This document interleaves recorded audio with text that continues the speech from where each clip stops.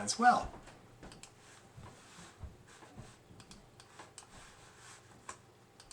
Okay, so G major scale in 2 octaves.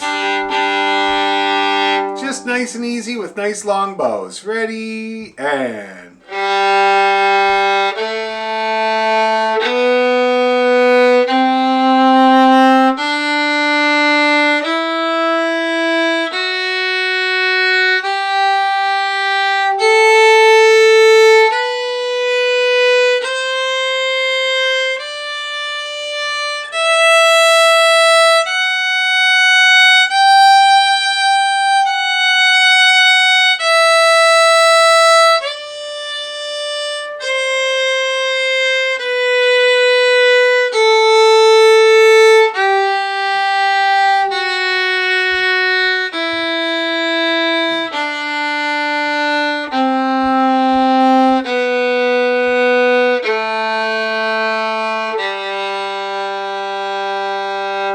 Alright, now how's everybody feeling about G?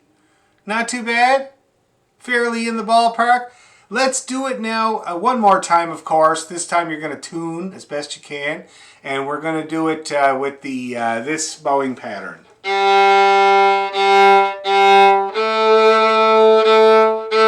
Give us lots of time with each note, okay?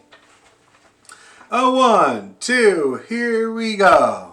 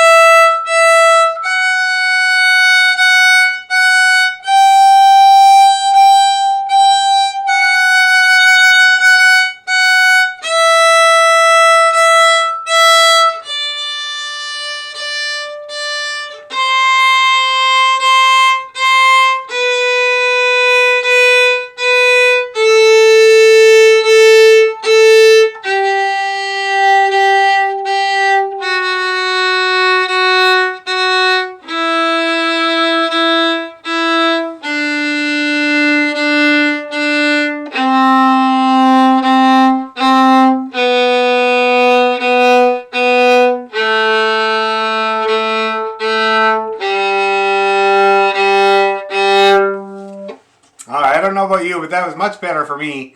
Pretty well bang on for each one on the first attempt, sometimes 2.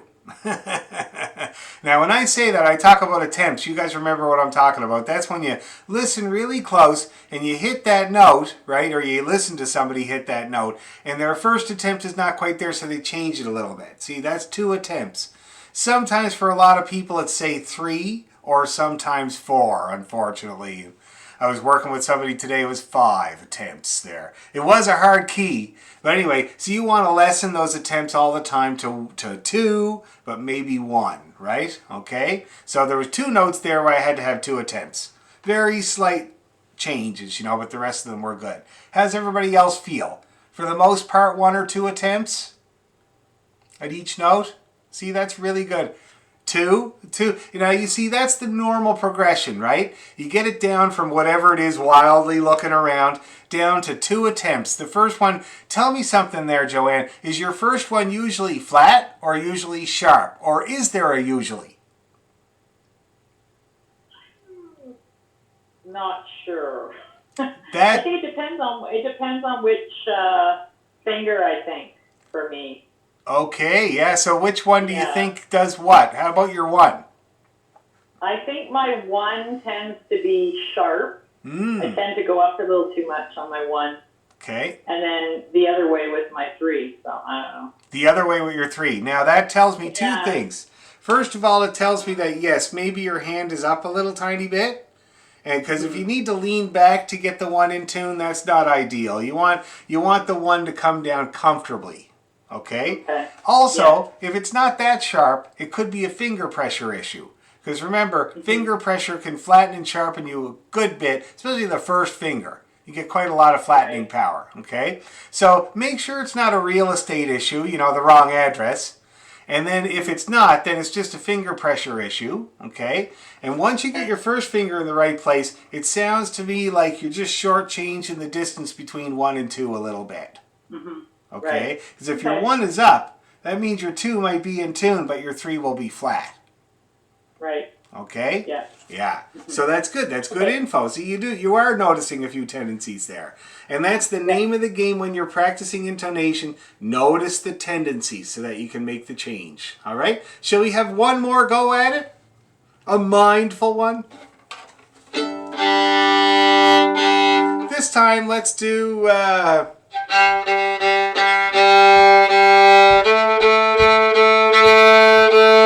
see that? That's going to be great. We'll do that. Haven't done it in a while. 1, 2, 3, and...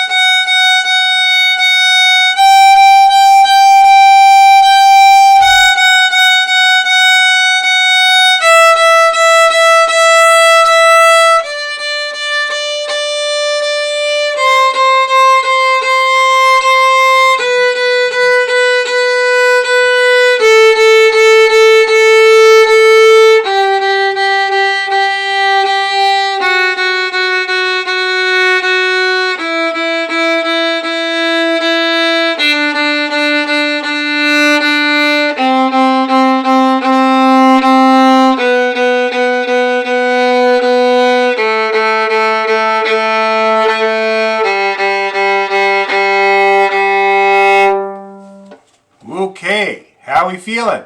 Getting better? Great. Okay, now let's try an arpeggio. So first of all, we'll just do it regular. Ready, and...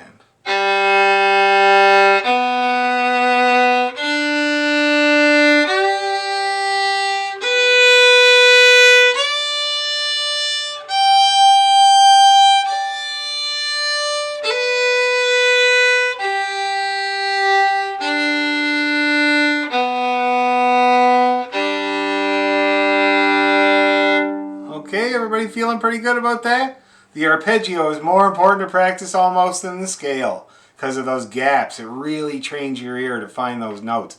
Let's do it again this time. Let's say, what are some other bowing patterns we did? I'm trying to think now. Oh yeah.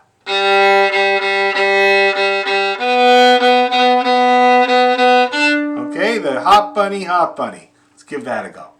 We'll do 2 for each note of the arpeggio. Ready, and...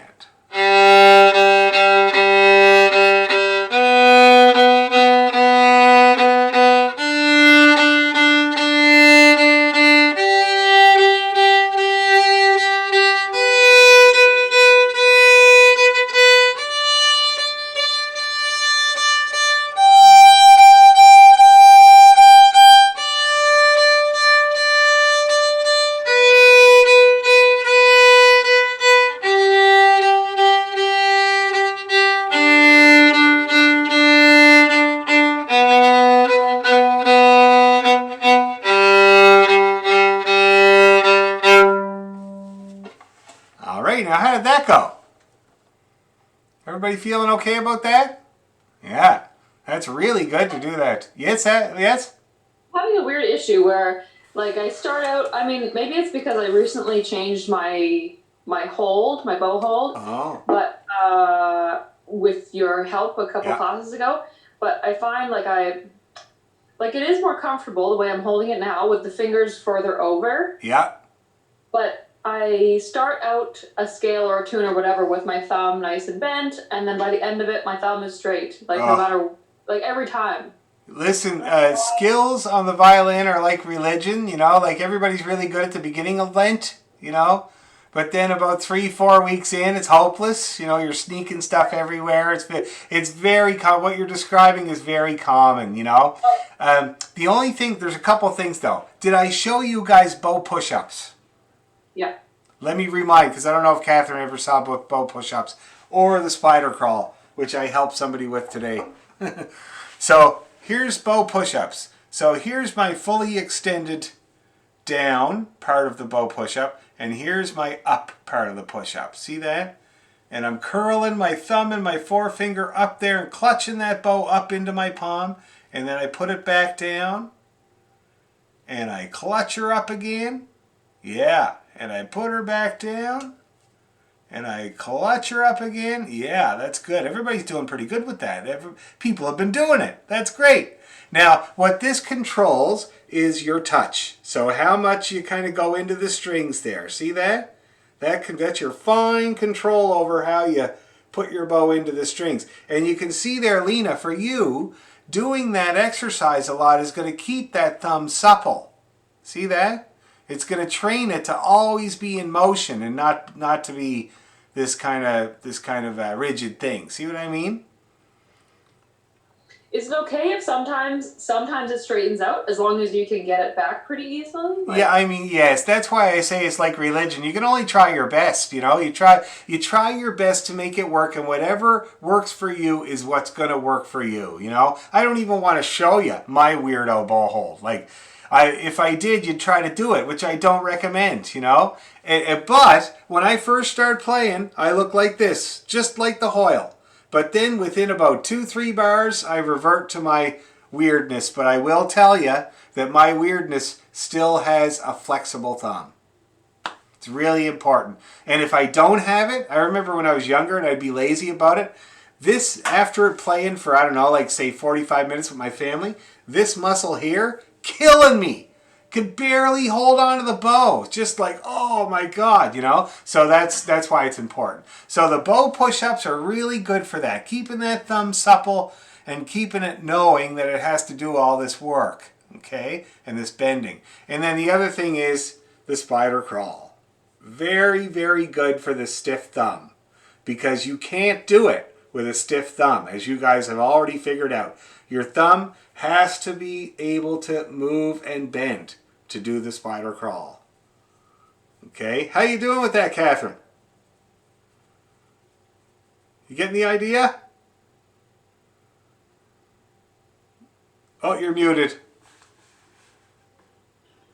I have really stiff thumbs and I wear a wrist brace a lot because my thumbs don't want to cooperate. Yeah. So you're just going to have to get them to cooperate as much as they can and no more. That's the other thing. Like anything that's going to make your problem worse or whatever, you want to keep that to a minimum. But you just get whatever you can get out of your thumb is going to be what works for you. Okay? So this is the down. That's the easy part. And this is the up. Okay, I can do the up, but not the down. Oh, wow. Well, the down, you could just kind of loosen your grip and let it slide down. Oh. And that's the other thing that this spider crawl is good for. Because, you know, they used to say that your bow hold should be dynamic, meaning that the bow is able to move a little bit in your fingers, very loose. Because otherwise, if you tighten up on it, you end up with this crescent-shaped bowing, see? It follows your arm, and it crescents on the fiddle. But if you loosen it, then it just does its own thing, and you let the bow do its own thing. Okay? So that's the other thing it's good for, and it'll be good for your thumb problem too, Lena. Okay? Just getting it to be more flexible, that's all. Okay? Anybody else have any questions or insights about that?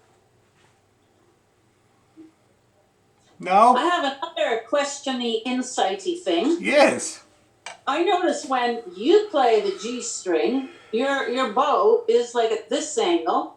I notice when I play the G string, I'm doing it from here. Very so common. I'm trying to adjust the angle of the violin, but it doesn't sit comfortably at the angle I need. But when I can get it to do that, it's so much easier on the left hand. Like I'm not overarching and causing distress to my wrist. But how to make it go there? You make really good points there, Catherine. Now, in regards to your first thing, I do not go to this G string with my elbow. Actually, you know, they used to say in Royal Conservatory days, your elbow should move no more than a ½ inch. Wow. See that? Because it's your hand that does it. Watch this. Here's my G string. See that? Here's my E string. So for the G string, my hand is straight. My arm and my wrist are all a big straight line up to the bow. And on my E string, I'm a chicken wing. See that? And that's how I get all 4 strings without bothering to move this big arm. And the other problem with using your arm to get up there is that as soon as your arm gets above, say, this level, all the weight of your arm goes into the bow. And that's a lot of weight to control for anybody. It's really hard. The bow is heavy enough, you know. So that's why you're supposed to keep your elbow down. Now, I always prescribe the doorway. All these guys have heard me talk about the doorway a lot. And that's what my brother Sean, this is Sean here, used to make me and Marty do when we were young, which is to play with your elbow. This is my doorway. So imagine I'm in a door jamb here, right? And you put your elbow just in front of the doorway. And then if you go to move it, you get this little rub on your elbow. And you know that you're moving it. And you shouldn't be. And it's also very good for bowing from the elbow down rather than this here. See that? So really, the doorway, we spent years in the doorway. But I was telling these guys, I can never tell whether it was just him torturing us. Like for the last year and a half of doorway, was that just older brother torture or actually useful? I'm not sure, but certainly it does not go astray. All right, does that help? Yes, thank you. No problem. Okay, so now let's try, we're finished with the arpeggio. Now let's try that scale in thirds, which we've been working on. Okay, G major in thirds. Go nice and easy. Tune all your notes. I'm using my old 1995 tuner, and it's very, very exacting. Let me tell you, not very forgiving at all. So let's do it. So, nice and easy. Ready, and...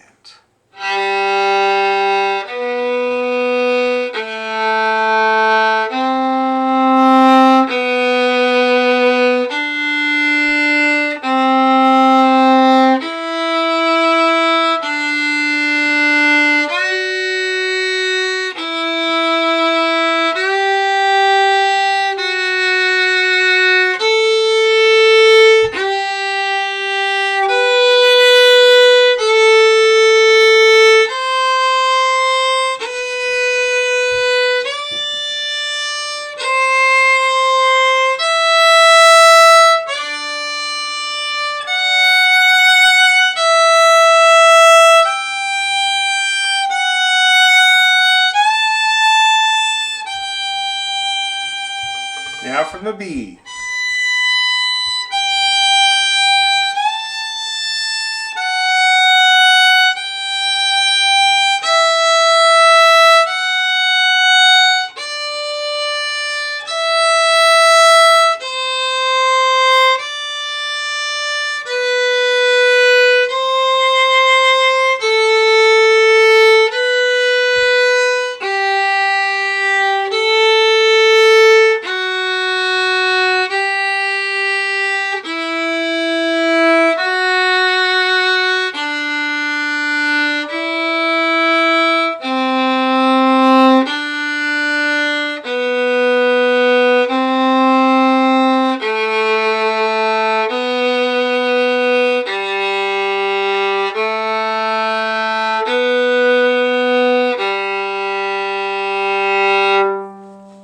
G major in thirds. Now, how did everybody feel about that going off? Anybody having trouble with it? Shona, were you having a bit of trouble with it there? Well, I practiced it earlier, and I thought I had it, and then you started, and then I lost it. Oh yeah? I don't know, I feel like I have it, but maybe maybe if we just do it again. We will be doing it again, don't worry. Maybe that's just all it is. We'll just have to do it again. But if you do get stopped up, see exactly where you get stopped up, because I might help you with it, whatever that is, okay? Okay. Yeah. Yep. Anybody else having trouble? How did you do, Catherine? Have you ever done a G major in thirds before? No. Okay, how'd you I do? get stuck here and there, but I got to work on it. That's great. Yeah, it's a real handy one because it's in all kinds of tunes and passages like that. Like you do it like 100 times if you play a few tunes, you know? So let's do it again, everybody. G major in thirds with plenty of bow. And I'll try to be better than I was last time because I wasn't perfect. That was perfect. Ready, and...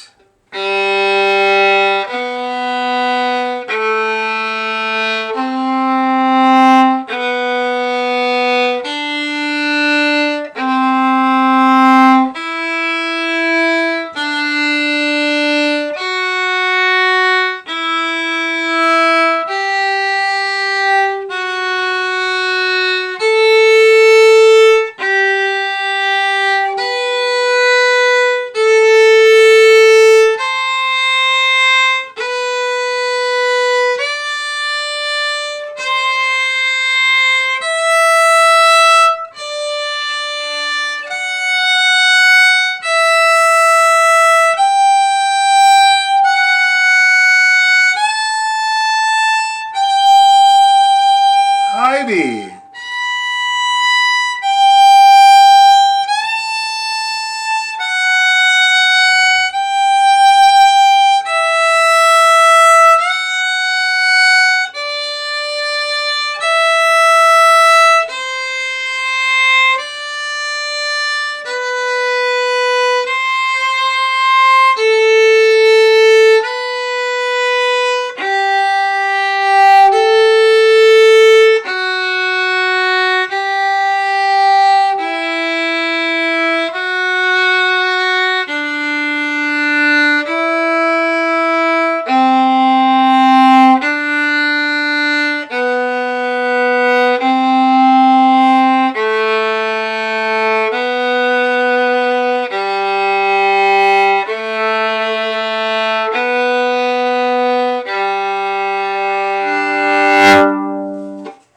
All right, how'd we do that time? Shona, how'd you do that time?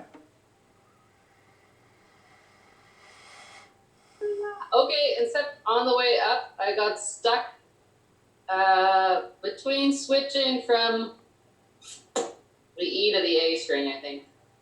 Okay, and when you say you got stuck, you mean it was just a rough one? Well, yeah. Yeah. I think so. But, yeah. I think I just need to do it again. Well, we could definitely do it one more time. It won't hurt anybody. Now, the A to the E is kind of the most challenging string change, because the E is really tight compared to the A. So if you change over to it nice and light, then it should be okay. But if you go into it with any heaviness at all, it'll just squawk or it'll flatten you, make you think you're playing the wrong note. Okay, so let's just try it again, see if that sorts it out. Catherine, getting better? Good. Right on. Okay, let's give it another go there, guys. Last time. Ready, go!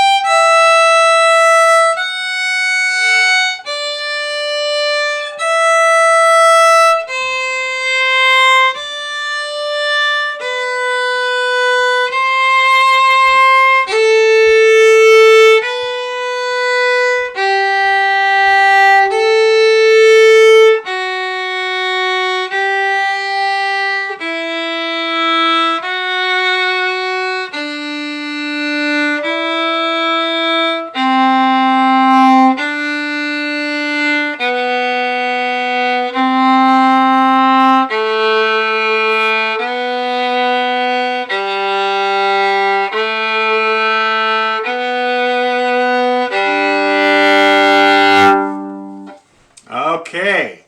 So, everybody doing good? Is that better, Shona? Don't worry about the end bit. It's just a little thing a little jog you got to do.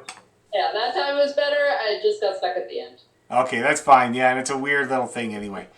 Okay, great. G major in thirds. That's very, very good. Now, I was wondering about Tell Me Ma. Did everybody get the fingering onto the music with the fingering there for Tell Me Ma? Okay, so how are people feeling about Tell Me Ma? Are you getting anywhere with it?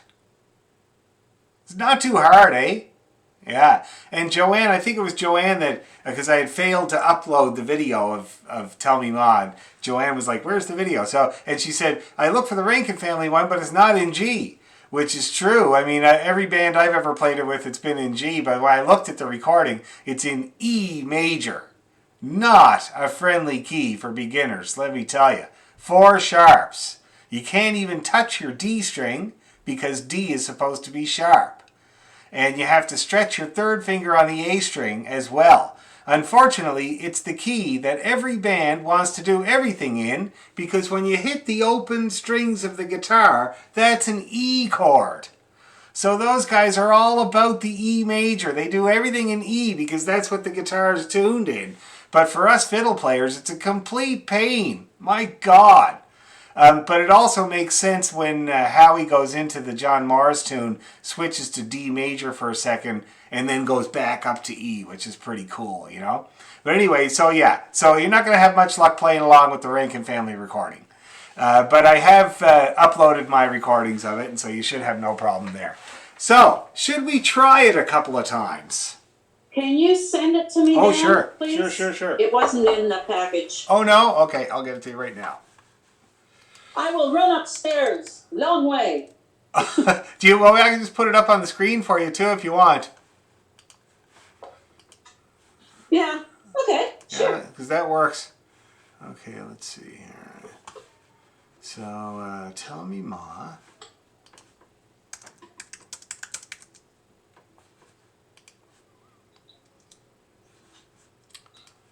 Okay, is this it? Yes, it is. Okay, good. So, forward this email to Catherine.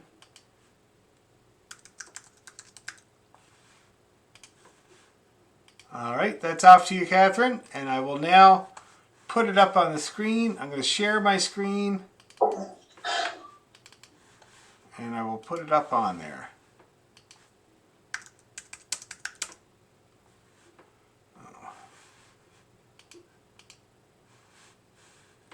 Oh, 0344. Here we go. Okay, everybody see that all right? Yep. Nice and clearly and presently. Okay. So I suggest we do this tune, not too fast. And we'll just kind of we'll do it a few times, but at first we'll play it. Let's try playing it, say, about like this.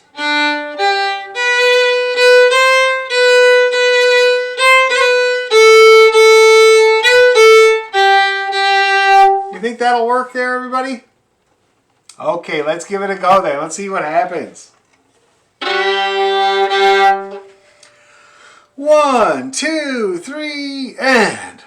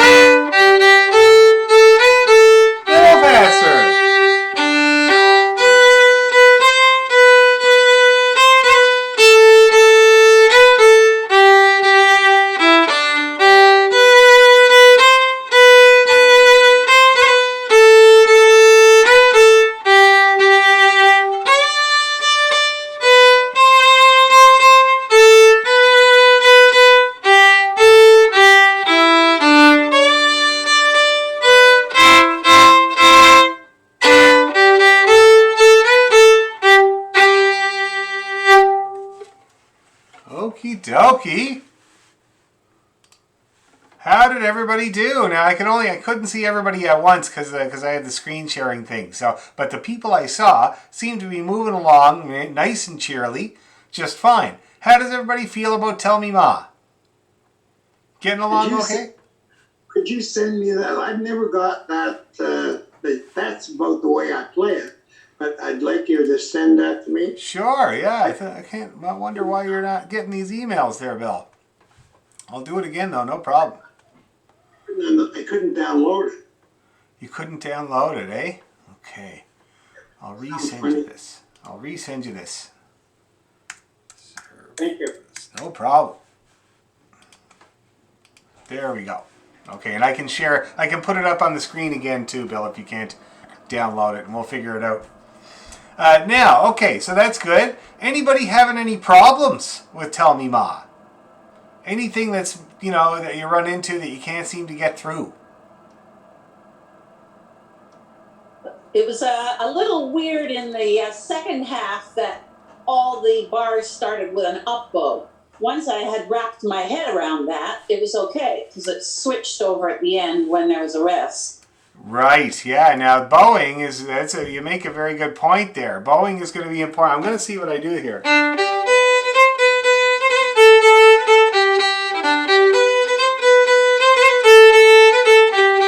Yeah, and then you probably start this with an up bow.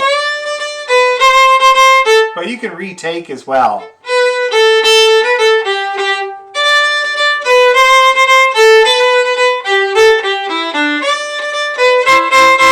And then retake again.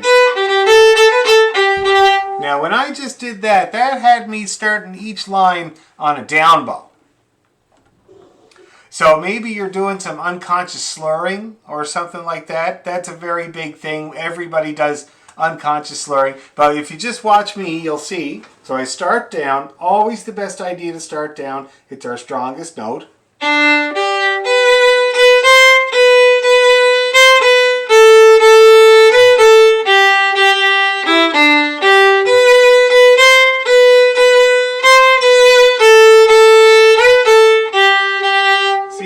So everything, all the phrases started on a down there, okay? Now the big thing about that, to try to make that happen, is everything in here is single bowed. Okay? That means one note per bow. No slurs. Okay, so that might have been what's going on. But actually, if you had a good time, if you were able to bow it even going the opposite direction, that's very good too. But generally, the down bow on the start of the phrase is really good. Okay? And we'll do it again. We can see about your bowing, see what else is going on. Anybody else find anything about that tune? Yes, Joanne? I just wondered how you do the double stop on when it's the C. Yep. So What are you doing there? that's an E, so a D1 and a C, and a A2. See that? E2. Gee. Okay, sorry. Say that again. Yep. So we got a D1 and an A2. D1 and A2. Okay, that's what you're doing. And so those- you take those two strings together. Yes, that's a double stop. Now we have not encountered double stops as of yet. Okay, and that's when you put your bow on two strings. Okay, the term double stop is a very old term. Back in I think it was the late 1700s, they referred to this action. We call it fingering, but back then they called it stopping the strings. See that? And so a double stop is stopping two strings, and that's what we're doing here. See that? I love that term stopping because it makes you think that instead of just smashing your finger down, you're actually kind of holding the string with your finger. See that? And that's the proper way to do it, and it's gentler. It's less work than stopping the strings, okay? So a double stop, that's the easiest part of the double stop, is putting your fingers down. The hard part is putting your bow on two strings, all right? Yeah, give it a try, Joanne.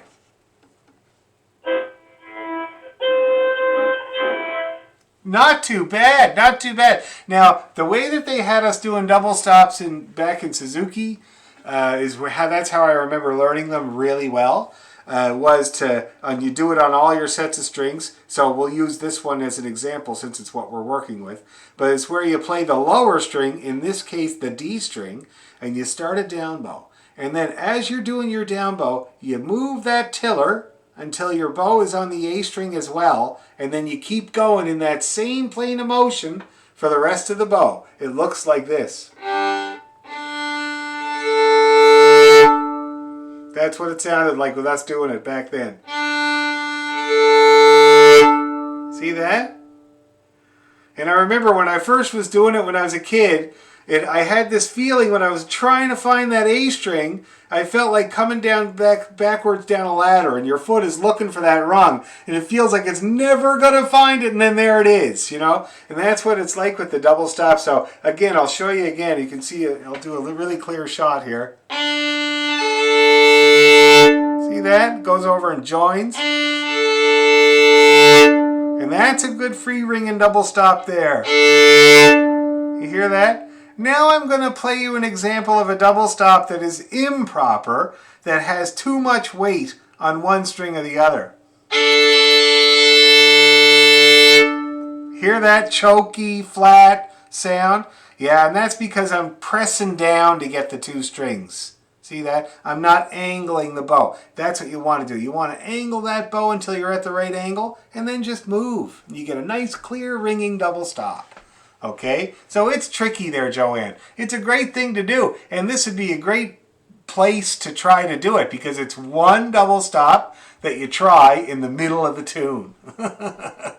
So you can... How did you know, like I was trying to do it, I was trying from listening to you, but I didn't know, I wasn't putting my first finger down on the D string, so how do you know which note to use? How do you know that? Well, there's lots of choices, first of all. That's just one. You could also do or there's many. But those are all, you can't go wrong with arpeggio notes. So that note that I'm playing in the melody is a C. Okay? If I think of a C arpeggio has C, E, and G. See that? Okay, so I know that playing any two notes from an arpeggio together at the same time is going to be harmonious. Okay, so I hit that C and I just grab a note from the C arpeggio and I play it along. So I could do, watch this, I could play the upper E. So I could, it's lovely. Sometimes I do that. Or the lower C. See that? So that's how I knew which note to use. But it took a lot of, trial and error. But at first it took working on arpeggios in every key. And we haven't worked on the key of C yet, so you wouldn't know what the notes are in that key. See what I mean? And then, after you get to know the keys, the arpeggios in those keys, different keys, and a good violinist will know good 10 keys, then you go out on the bandstand and start playing with singers and trying to find things that work to play along with them. And then you learn even more. See what I mean? Yeah. So don't worry. It's not something you should already know or anything like that. I just got where I was feeling really confident, so that I wanted to try to do it, and I couldn't figure out how to do it. Well, there you go. So now you have the tools, and I really hope you do feel confident enough to try it.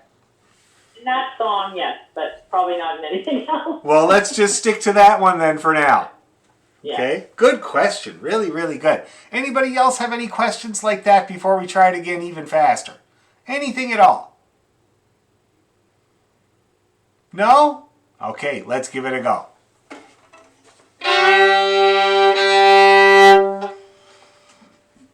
One, 2, 3, go! Oh, sorry, Catherine. Yes. You okay? Okay, let's go. I thought you had a question. Don't see the music. Oh, sorry. You did have a very good question. There we go. Okay, there she is in all her glory. 1, 2, 3, and...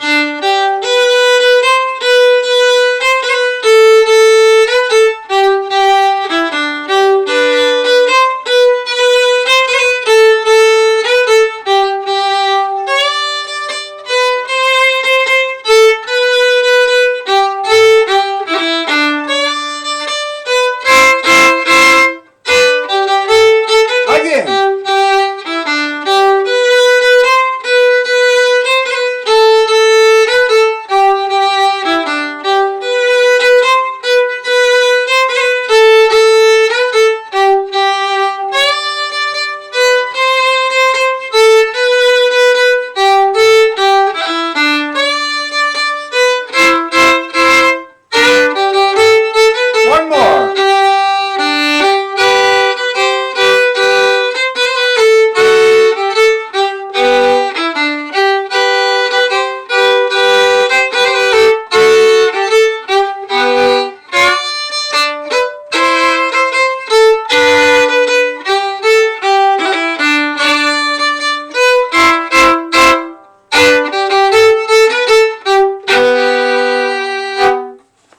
Woo! All right, now, so I put lots of double stops in that time. Do you notice that? Lots of fun, lots of fun.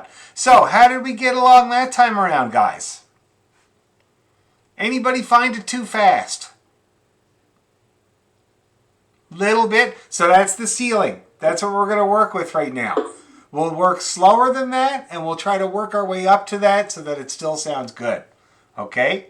That's our ceiling for now. Now tell me this. Would anybody be brave enough to give it a try for me? As I'd love to hear somebody playing it.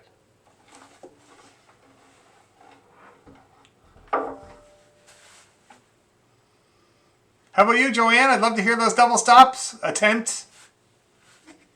I'm not attempting the double stop. Okay. I'm not ready for that. I have to practice it, but I will try to play it for you. You need more time with the mute button before you can do that one, eh?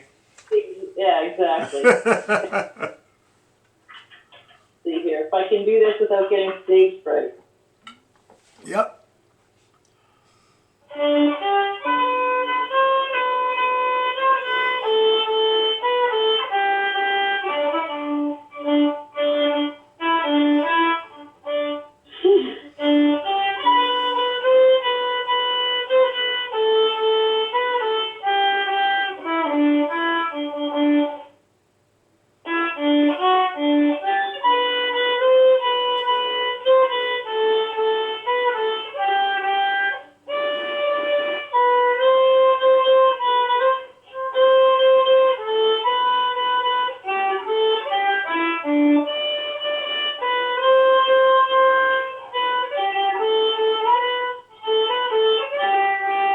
So good, so good. Very, very good. Now the good aspects I list as follows. Very good sound you're getting, and that's the whole point of doing this tune, is to have a familiar enough tune that we can really work on our sound production and intonation. Okay? So your sound production I thought was quite good. Are you happy with the sound you're making so far? Pretty good. I do find, though, that I'm looking at my fingers a lot to get the sound, and I'm trying. So I think I've got to stop trying. I got to start trying not to look at my fingers so much. Are you talking about sound or intonation? Oh, maybe I'm confused. Okay. Like I'm looking at my fingers to make sure I'm putting them in the right spot. That's intonation. Okay, got it. Yeah. Yeah. So what about the sound you're getting out of your fiddle? That's sound production. Okay, that's what you're talking about. Yes. Oh, I don't know. I guess it's okay. I don't know. Well, I mean, at this point, for beginners, here's what you want. What you want is no scrapes, no squeaks, no bounces, no weird things, no crunches. That's basically, you will just want clean as you can. And so using a simple tune like this, hopefully you can get it really clean. You know what I mean? Now, your intonation, I had my tuner on here, like I always do. You did very well with that. Very well with intonation. All your G's were up nicely, cheerily in tune, and so were your D's. You had a few other issues, but nobody's perfect, you know? So I think you're doing very well with that. So keep that up. Okay? Really, really good. Anybody else want to play it now that Joanne was so brave? Katya, right on.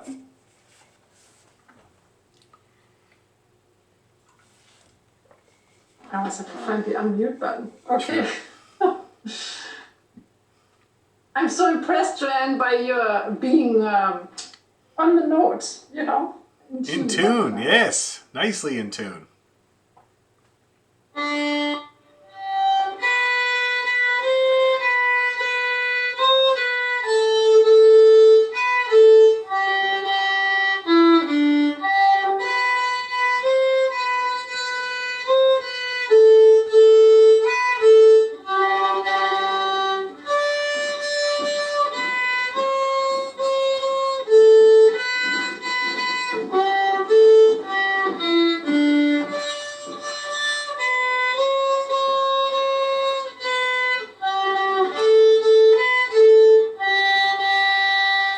Very, very good, Katya. Really good. So what I thought was good about that was you are getting a pretty good sound. Like, it's not too bad at all. And you got that new fiddle now. Do you like the sound of it so far?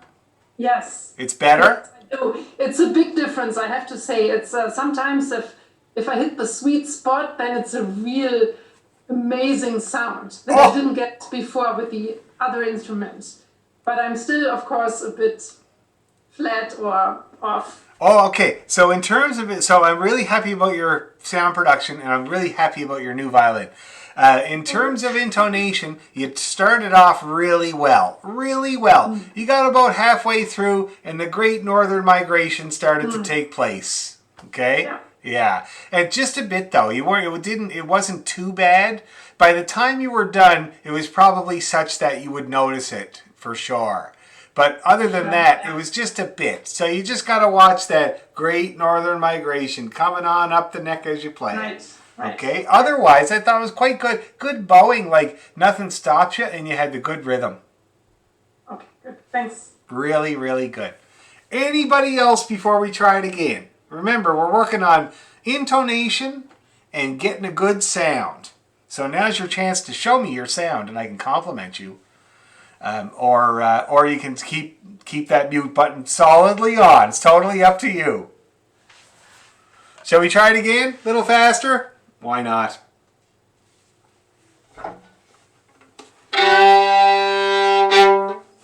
And hopefully some people are trying those double stops.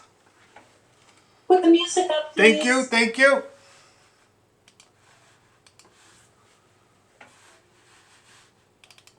There we go. Alrighty. Fairly lively, as they say. 1, 2, 3, and...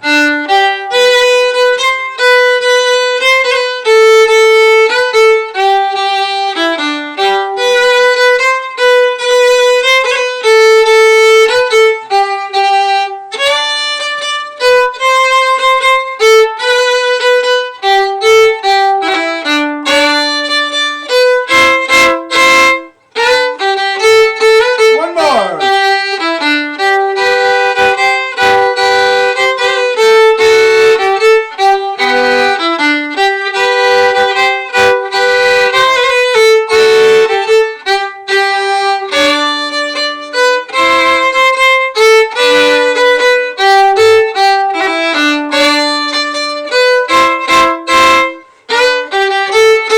Faster.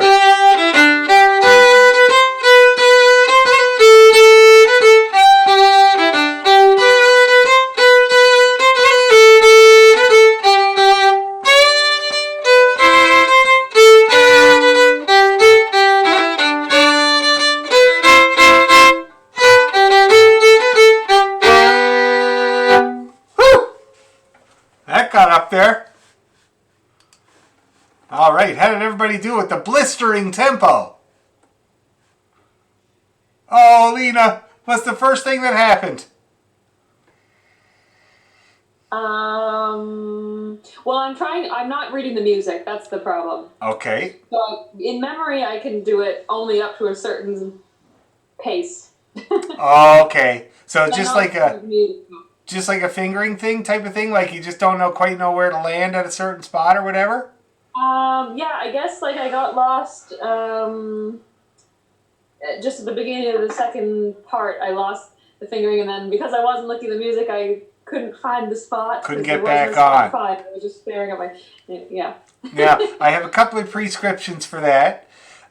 One good thing to do, because I'd love for you to be off the music. I mean, the whole point of this was to kind of get a tune that you don't really need music for, that you can just play, you know? So it sounds great that you're trying to get off book, as they say.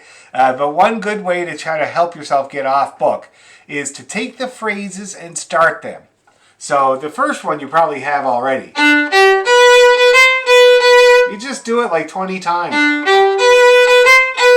Let's do it again. Just making sure that your brain has absolutely no doubt how that phrase starts off, you know? And then the second phrase.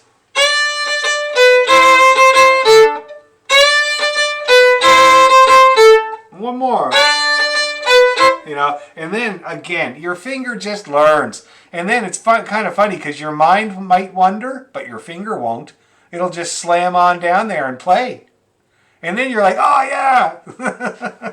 Okay, so that's what I would suggest for you. Just take those two halves and maybe the ending. That's another good one to play on its own, just to make sure you have that. But otherwise, that's I think all you have to do. Okay, and that's the case for any tune, you know. Usually it's like with people, like they learn a tune and they're trying to remember how the B part starts, and so you just got to start that B part over and over. Some people it's more. They got to take each phrase, start each phrase. You see what I mean? So I think that's all you got to do. Okay, now are we finished? Any other questions or comments or queries or complaints or insights about Tell Me Ma? And the whole idea with this tune is to take a familiar tune that you already know to pieces and get it bang on in tune, nice sound, correct rhythm. So anybody have anything they want to add about that? No? Excellent. Okay, now what's the last, somebody got to remind me, I've taught a lot of lessons and classes since last Tuesday. What's the last thing we were working on there, guys?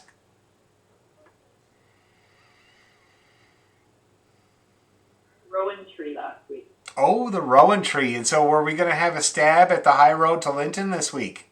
I think so. Okay. Well, it's getting late, so why don't we just go right into that? So let's warm up the Rowan tree. We'll warm up with the Rowan tree, and then we'll try to get at least one part of the high road to Linton, or two parts.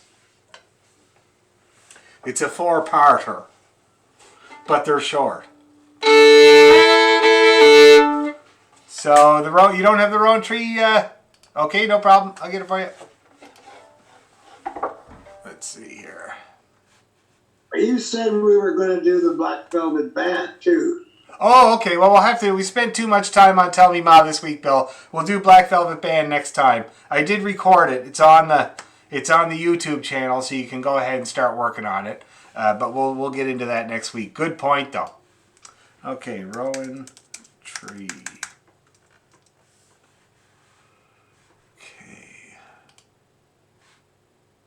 The Rowan tree. I have to say, I missed last week, but I watched the recording, and this is a tune I know by heart. Tell Me Ma is not a tune I know by heart, but this one... What, the Black Velvet Band? No, the Rowan Tree. Oh, the Rowan Tree. Oh, you knew that one already?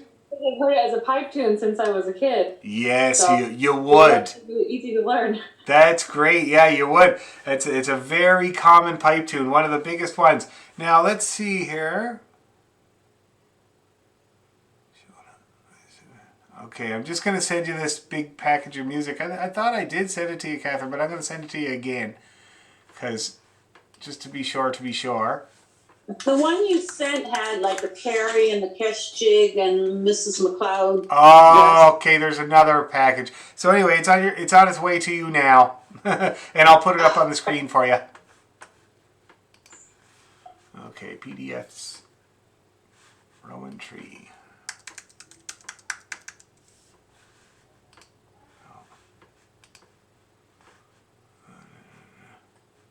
That's okay. Oh no, that was right. The rowan tree. Yeah, just got to be careful about the versions. So many versions of these tunes all over the internet. You never know what you're going to get. Okay, so now I'm going to share my screen once again. Here's the rowan tree. You seeing that, Catherine? Good. Yes, I am. Great. Okay. So let's give that a go, guys. Nice and easy. Okay. 1, 2, 3.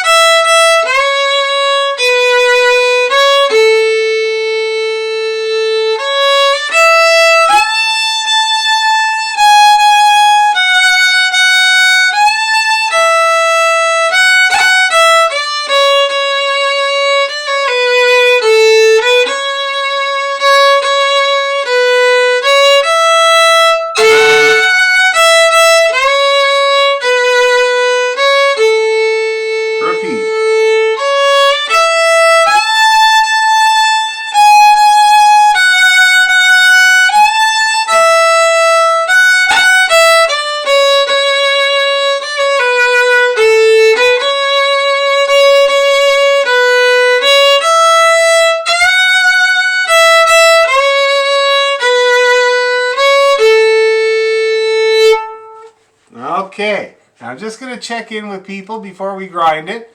Anybody having any problems with the rowan tree? Sorry, I don't know why they don't have repeat signs marked in there, but everybody repeats the parts, just like every other tune, just to let you know. But anybody having any, how you doing with that, Catherine? Are you able to read it okay? Okay, good, good. Anybody having any problems? Yeah, no problem. But the second last bar, Yeah. you said was like syncopation. Is the last bar also syncopation? It looks the same.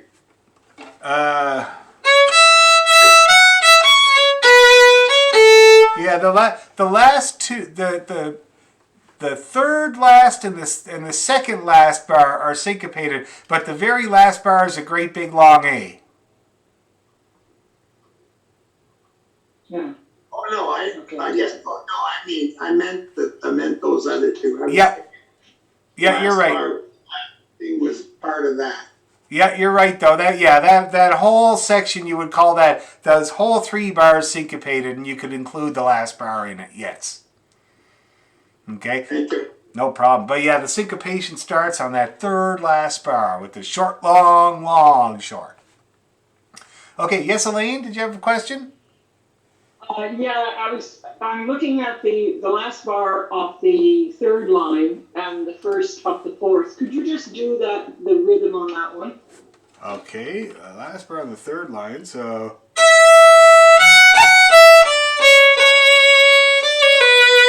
See how that works there? So there's 2 Fs, eh?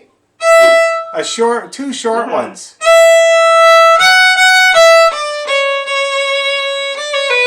And if you wanted to, you could put that grace note in there like a piper would.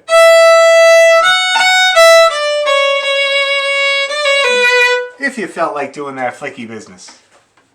Okay? But yes, you're right. Okay. That's what that goes like. Anybody else have any bits or pieces they want to clarify before we take the grinder to it? Right then, let's take the grinder to it. 220 grit. Nice and shiny by the end. 1, 2, 3.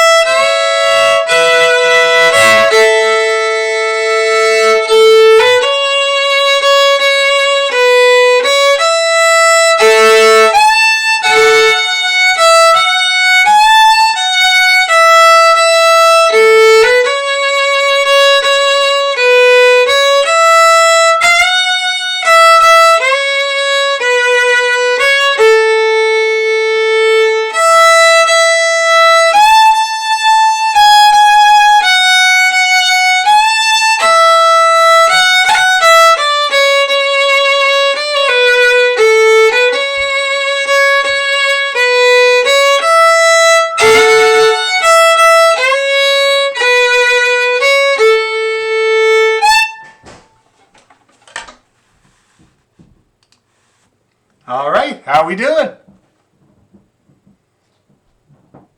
Great. That's excellent. Very, very good.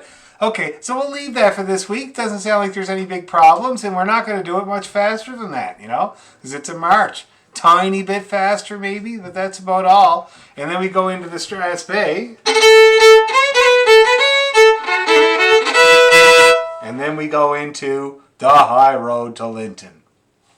Now, does anybody already play the High Road to Linton? Elaine does. I knew that. Joanne a little bit. Okay. A little bit there, Catherine. Tiny bit for Shona. A little bit for Julie. Yeah. Tiny bit for... So everybody knows it a little bit. That's great. Now, the music I sent you is really good. It's out of Sandy's book. It's kind of the Hoyle, really, for the High Road to Linton. There's a lot of versions, but this is definitely the most reliable. I'll just play it for you a couple times, just to get the sound of it ringing around. Let me drink some water. All right.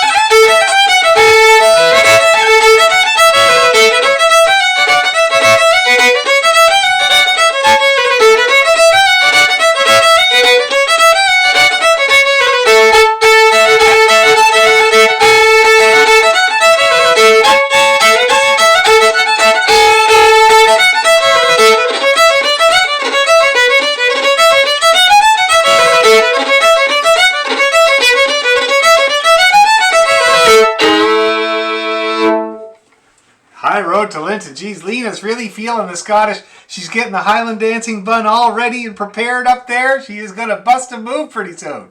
I miss step dancing. Oh, I know. Ontario step dancing, just a real. I want to do it. I know. I'm really glad to be my little girl is in Irish dancing lessons right now with this great lady. Her name is Anne Noon. And she's from Galway, and her husband, Damien. Her and Damien were the stars of Lord of the Dance. Do you remember Lord of the Dance, the big show? Yeah. So they were the lead, male and female. He's from Dublin, she's from Galway. And they moved here to Canada because he's doing his residency. He's a doctor now. After he toured with Lord of the Dance, he decided to become a doctor, Anyway, they got a few kids, and her little girl, Annabelle, has been doing classical violin lessons for 3 years, but apparently can't play any music yet, because she's just doing exercises. And so Izanne was on to me today, and she was like, I can't go back to Ireland with my little girl not even being able to play a tune on the fiddle. Like, it's not going to happen. So I was helping her today, but Sylvia's been doing Irish dancing with her now for about, I guess it was since September, actually. And it's just, she is loving it, and she's getting along really good. And I figured it's a good foundation for all the step dancing. You can't get Cape Breton step dancing here in Toronto. Nobody is teaching it. Like, Sandy's not here anymore, So it's really hard to find somebody to teach that. And the other kind, there's a few people, but I figured you learn Irish, you can get anything later on. And certainly I know people that have, so. But anyway, okay. It's harder to go the other way around. It really is. Because Cape Breton step dancing, they use their heel. And Irish, Ontario, Ottawa Valley, English, all the other step dancing, they don't use their heel. Well, but the Irish, they use their heel, but it's always the stomp.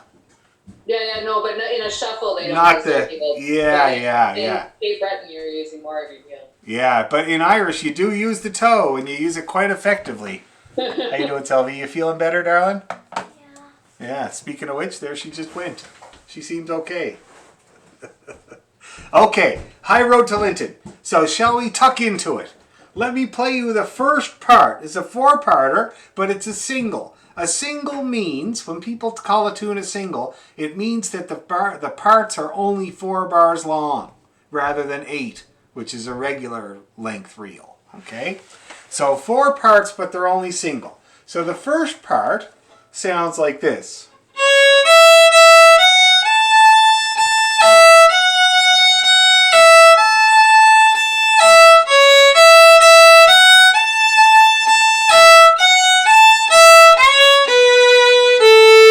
Very simple pattern. See that? So, and it's kind of like this recurring pattern. So we got the C to the E, and then an F. So those 4 notes.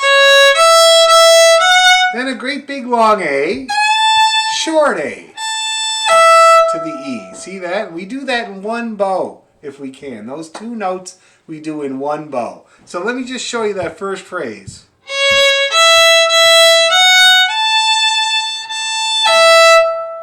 See that? Let's all try that together, guys. Ready, and...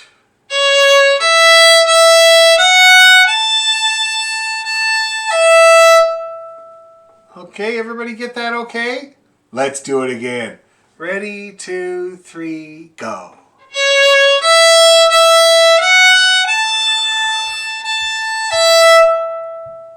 Yeah, that's looking good. That's looking good. You might run into some squeaky problems. I can never make it happen when I want to. But sometimes when you're pulling your 3rd finger off the E string like that, you can get a squeak. That one there. And it's just because you got to pull your finger off really quick. Otherwise, it kind of sticks to your finger and makes that harmonic. The other thing you can do is just pull it off to the side. Okay? Let's try it again. The first phrase. Ready, 2, 3, go.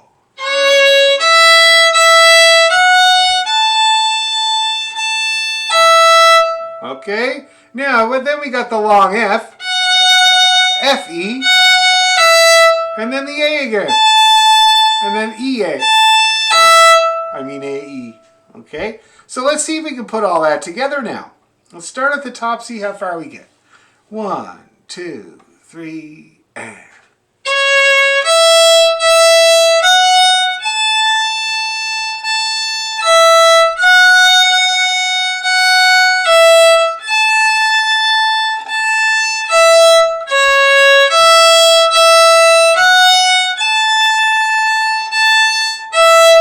Now is where it gets dicey. The ending. Okay? The ending is E1 to 3, open E, over to the 2, and then a great big long 1, and a great big long A.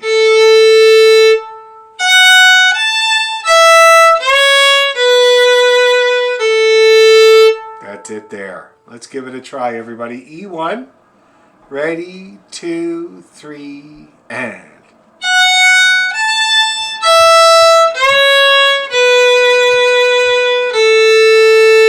Let's do it again. Ready, 2, 3, and...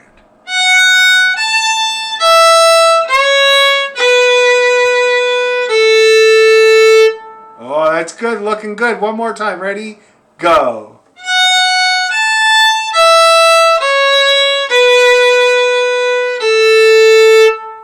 It looked like some people had a problem with that. Better one more time. Ready, go.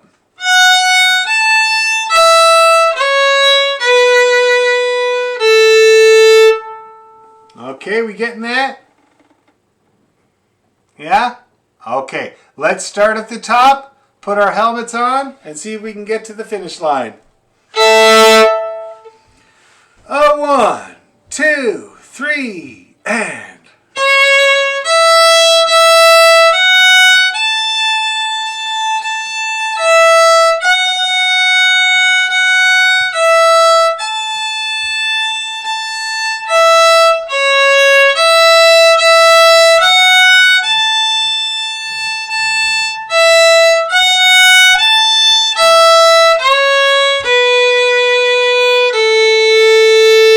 How did everybody do?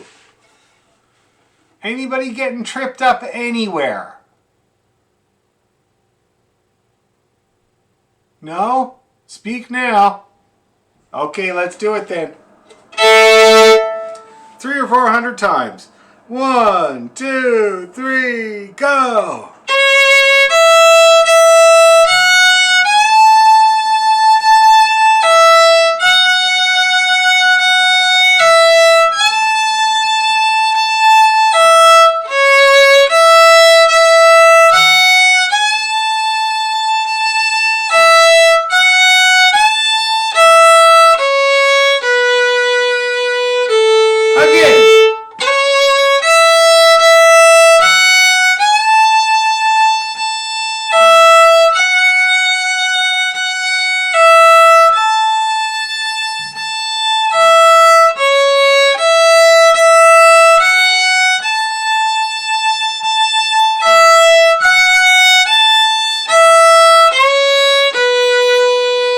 One more time.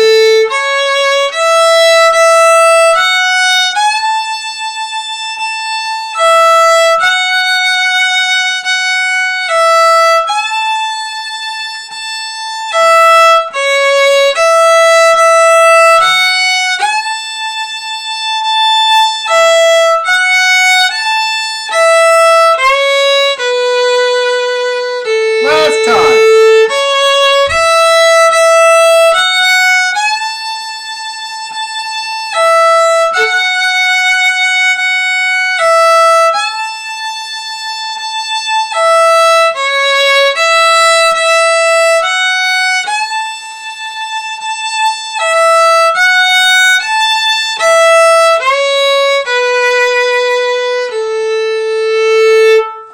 Okay, how is everybody feeling? Anybody getting tripped up anywhere? No? Geez, that's wonderful. My God. Let's go faster then. A 1, 2, 3, go!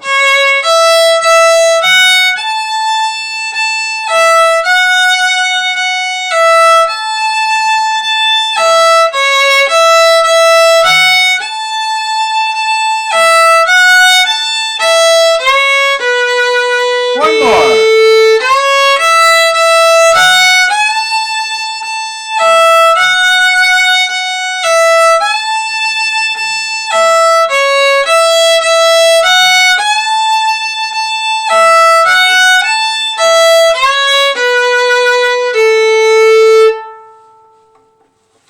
Result? Pretty good? Oh, that's great. That's really, really good. We learned that in a flash. That's great. Now the second part, easily the hardest part of the tune. It's relentless. It does not let up. There are no long notes. Okay? But I call it a game of evens and odds. Because for the first 4/8 notes, you're using 2, open, open, 2. For the next group, you're using the odd number fingers, 1, 3, 3, 1. For the next, we're back to the evens, open and 2. And then all the ones, 3. So back to the odds. Now we're back to the evens, 2 and open. Odd. Ending. You see how that works? Now, that's something that comes up in tunes all the time. So many tunes have this pattern where you're using this half of your hand and then that half of your hand. See that? And of course, we don't really use the pinky because we're fiddle players. We use our open strings more, but I'm still going to leave it up because if I put it down, it'd be terribly rude. Okay? So 1 and 3 or 2 and open. The 2 halves of your hand. And that's what we're doing here. We're going, whoops. 2, open, open, whoops. 2, open, open, 2, 1, 3, 3, 1, 2, open, open, 2, 1, 1, 1, 3. See that? Makes it a little easier. And like I said, so many tunes have this pattern. So let's see if we can do it. We'll start with the 2s and the opens. 2, open, open, 2. 1, 2, 3, go. 2. And then we got 1, 3, 3, 1.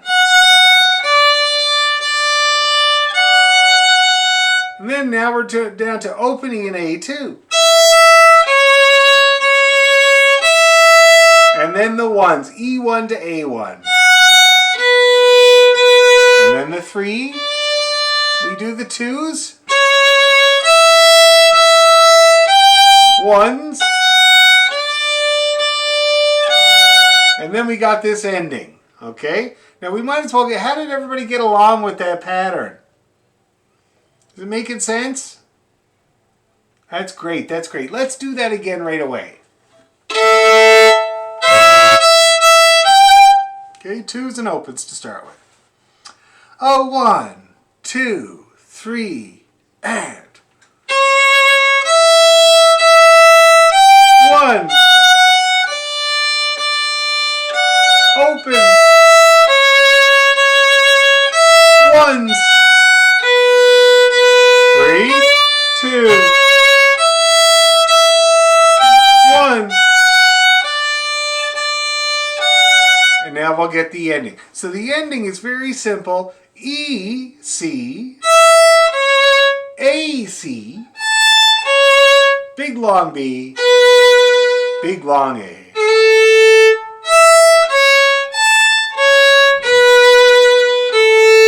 Let's try that together, guys. E, A2, E3, A2. Okay? Ready?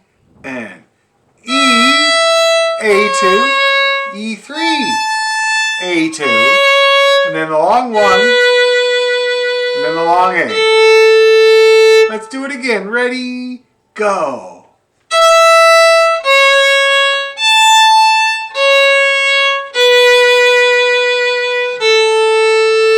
Let's do it again. Same thing. Ready?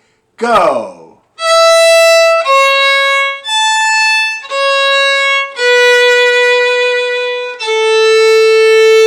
All right. Everybody getting that ending? Looks good.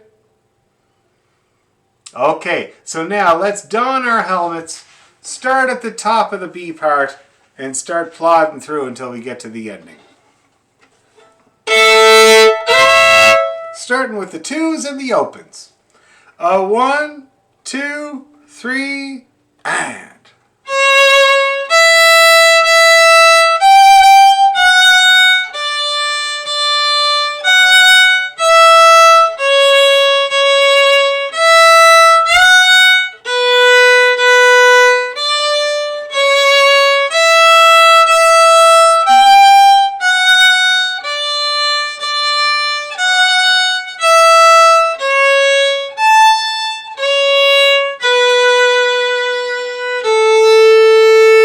It looks like everybody made it. No casualties? That's great. Let's do it again. A few hundred times. 1, 2, 3, and.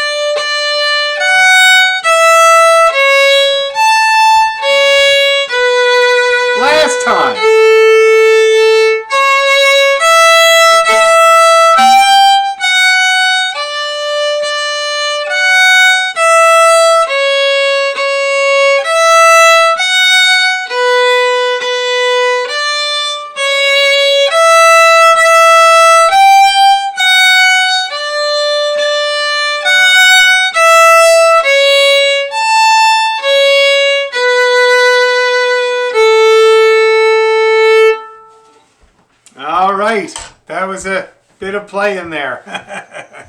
How's everybody feeling about that part, the second part of the High Road to Linton? Did anybody get tripped up? Lena, I saw you had to stop a couple times. Yeah, the second part is definitely the most challenging bit, but it's okay. Anything in particular, or just to keep practicing it?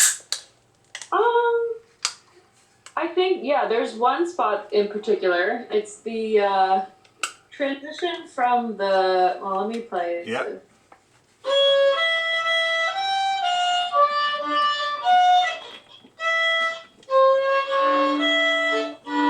It's when you go from the E1 To the A1. E1 to the A1, A1, E1. That's where I get tripped up. Yeah. So, you know what I do to do that? I put my first finger down on both strings. Can I say something? Yes. Lena, our music says E1, but that's not what Dan's been saying. Oh, I do the 3. Oh, I should have read it. It's okay. That's right, because I had the same thing. Ours says E1, we've been playing A3. Yeah, see, this book has the E1. Most people play A3 there. But either way is fine. And actually, the E1 way is good because then you practice that move a little bit more. Which is a very... I never put my finger down not on 2 strings. It's always on 2 strings. Because you're always doing that back and forth thing with your finger. Okay? So that'll help you through that part. Anybody else have any bits that were tripping them up?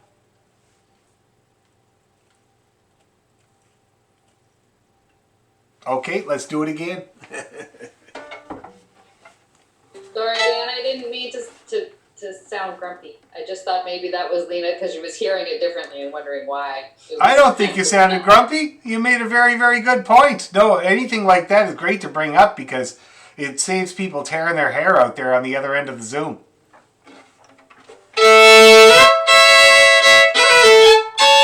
Here we go.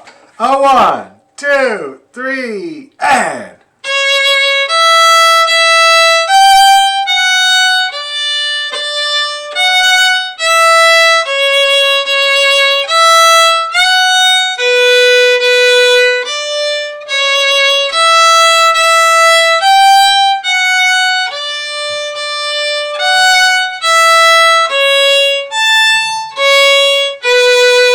One more.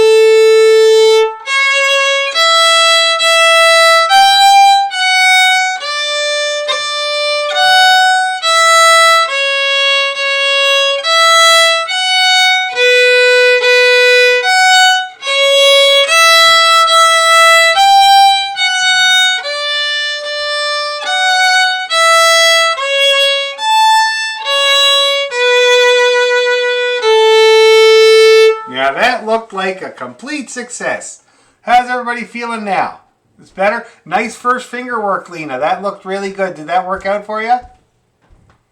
Good. That's great. So now, in our last few minutes, let's put together the A part with the B part. Okay? And that's as far as we'll go tonight. We'll get the C part and the D part next week. And we'll definitely also, in the meantime, take a look at the Black Velvet Band video, because we're going to do that next time as well. But I want you guys to familiarize yourself. Watch me doing it. See what fingers I'm putting down. See if you can kind of get it going that way, and it'll make it really easy to learn next week, okay? But anyway, so now, for right now, we're doing Part A and Part B of the High Road to Linton. Ooh. Okay. High Road to Linton. A 1, 2, 3, and...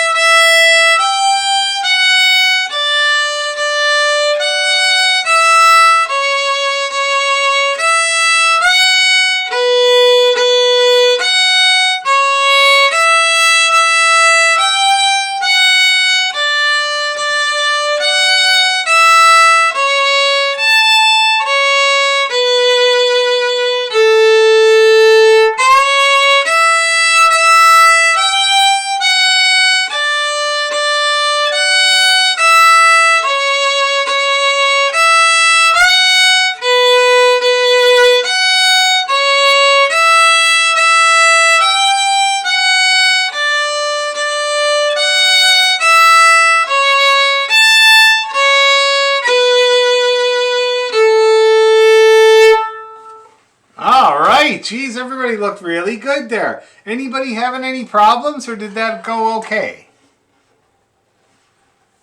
Not too bad?